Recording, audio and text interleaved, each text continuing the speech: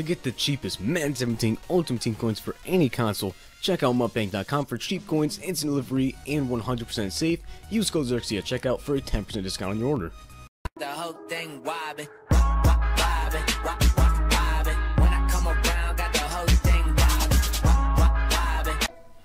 What is going on, guys? It is Zirksee today with another YouTube video. They just released new Madden Ultimate Team information. As you can see, it said it's revisioned, and I am flipping out right now. So we have player overall. Arguably the #1 piece of feedback collected last year was the players did not receive enough of an individual rating boost to justify a 2 to 3 point overall jump. I definitely agree with that. This made players feel like they couldn't tell much of a difference when playing with an upgraded player. To address the issue, we had to go back and make changes to our player overall formula.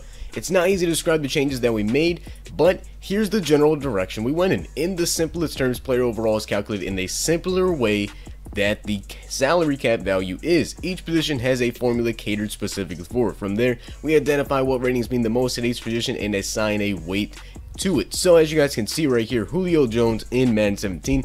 Julio Jones had a 94 overall man in the month. If you were to plug his exact ratings into Madden 18, he would only be a 93 overall. So you see Julio with 75 strength, 91 speed, 92 speed, 90 excel, 91 excel. He would only be, this would be his 94 overall card. So for him to be a 94, he looks like he would need 1, 2, 3 more route running, 2 more catching traffic. He would need the same stiff arm. Keep rolling down here, see if anything else is different. Looks like the main thing that you would need is going to be the spec catch and also the route running to get him up very high.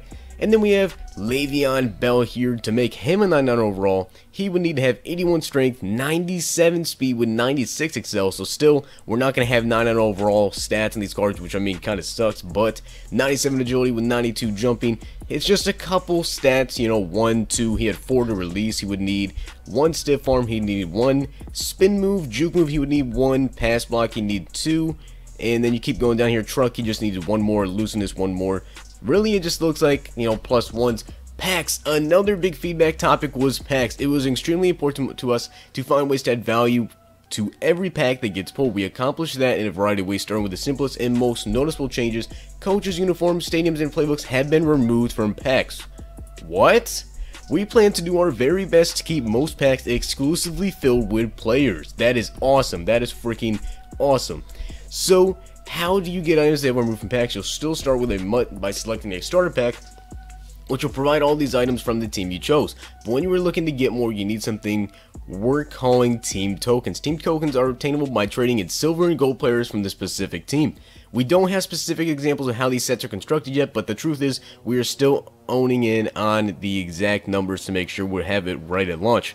But again, to obtain a Green Bay Packers team token, you need numerous silver and gold players. Having systems like continue added value to everything you'll pull out of packs.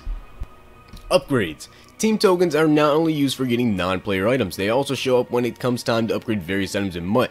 And when talking about upgrades, there's no better place to start with players. At launch, each team has at least 4 different players that are eligible to be upgraded. Let's run through an example, and we'll start with tweaking the final team token requirement. Mike Evans, one of Tampa Bay's player eligible for upgrade, has 3 sets at launch. Requires the 70 overall Mike Evans you get from the Bucks starter pack. You receive a 75 NAT, and then tier 2 requires 75 overall NAT Mike Evans and a Bucks team token, and then you receive the 81.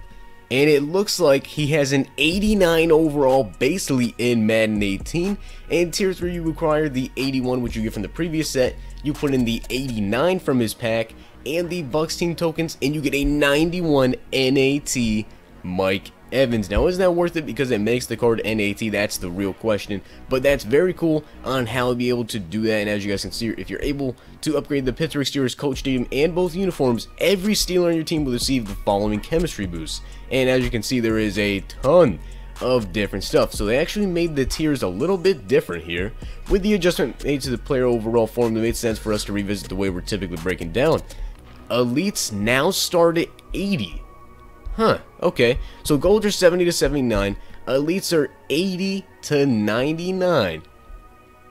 Okay, that's a little bit weird. The border is a little bit different. Here's something very good. Adjustment to the trade block. Next up is a topic controversial in the community. Trade by command has been has been abused. Honestly, 90% of trades are lopsided value and overwhelmingly used for nefarious reasons. When as far as having discussions on what they should do, but that's not something we're ready to pull the trigger on. Instead, we're making a change in the way trades work. When you trade an item, it becomes non-auctionable. However, if the item is traded back to original owner, it is once again allowed to be auctioned. So that is awesome. A ton of MUT information, upgrades, pack information, and I guess the new 9 overall formula and just the player overall formula. If you guys enjoyed the video, make sure to hit that like button, subscribe, and comment. I will see you guys next time.